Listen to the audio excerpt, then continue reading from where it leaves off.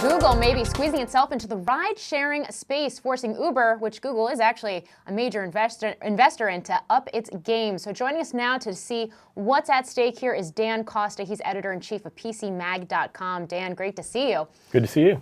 So Uber has just announced that it's developing a research center with Carnegie Mellon University to explore new driving and mapping technologies. Are self-driving cars in Uber's future? I mean, is this a smart endeavor?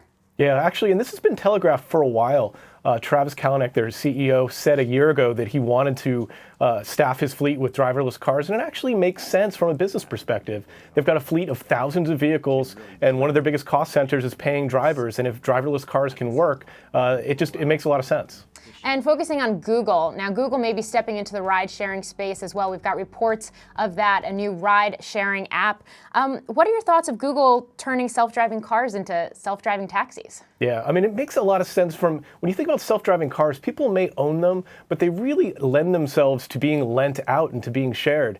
And if Google's going to build the cars themselves, they need to build a platform that lets consumers order them, and all of a sudden they've got a service that looks very similar to Uber. So it makes a lot of sense for them as well.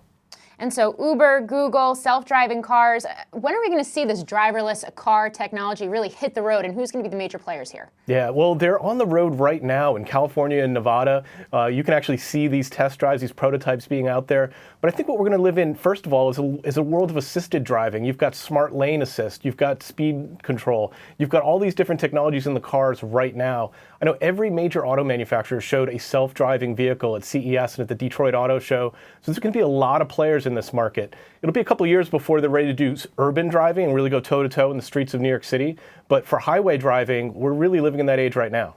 It's pretty incredible when you think about it, not to mention the questions all of this is going to raise for regulators, I'm sure.